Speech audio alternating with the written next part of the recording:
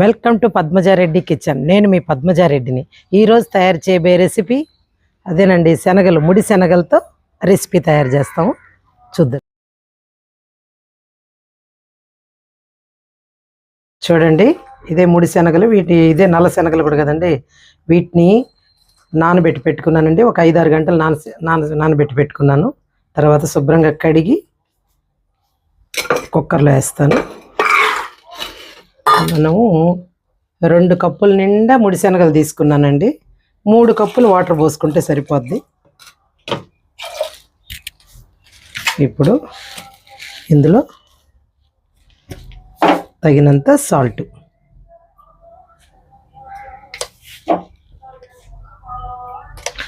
వేసేసి కుక్కర్లో పెట్టి మూత పెట్టి ఒక 3 విజిల్లు వచ్చేదాకా మనం స్టవ్ పైన పెడదామండి.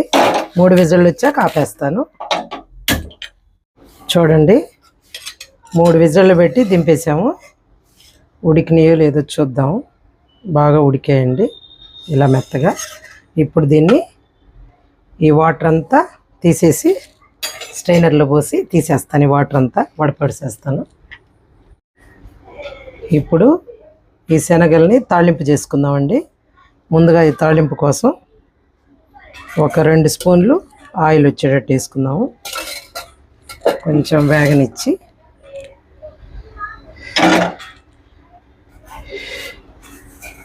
ఇప్పుడు ఇందులో ఆవాలు,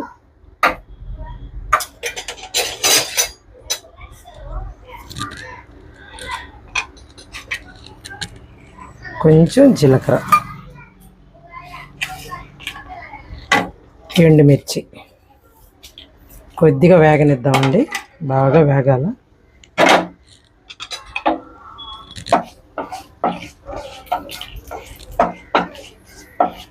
కొంచెం బాగా వేగితే మనకి పోపు బాగుంటుంది.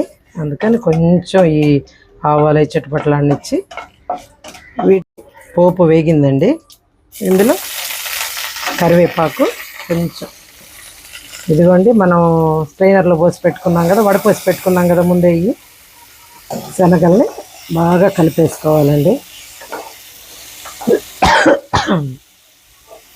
ఈ రెసిపీ చాలా ఈజీగా చేసుకోవచ్చండి. చాలా సింపుల్గా చేసుకోవచ్చు. ఈవినింగ్ స్నాక్గా తినాలన్నా, డైట్ ఫాలో అయ్యే వాళ్ళకి, అదే వెయిట్ లాస్ కోసం బరువు తగ్గాలనుకునే వాళ్ళు, ఈ షుగర్ పేషెంట్స్ కానీ ఎవరైనా సరే ఇది ఇంట్రెస్ట్. చూడండి, ఇప్పుడు కొంచెం సాల్ట్ తగ్గినట్టుగా ఉంది. కొంచెం సాల్ట్ వేస్తానండి. ఉప్పు చూసేసుకోవడమేనా, మనకి ఎంత కావాలంటే అంత. చాలా ఈజీగా తయారు చేసుకోవచ్చండి దీన్ని, ఈ రెసిపీని. ఎవరు తిన్నా ఆరోగ్యమే ఇది. అందుకే ఒకసారి మేము ఇంట్లో చేసుకుంటున్నాం కాబట్టి మీకు కూడా వీడియో అప్లోడ్ చేద్దామని చేస్తున్నాను. చూడండి, ఇలా సిమ్లోనే పెట్టి ఫ్రై చేసేసాను ఈ శనగల్ని.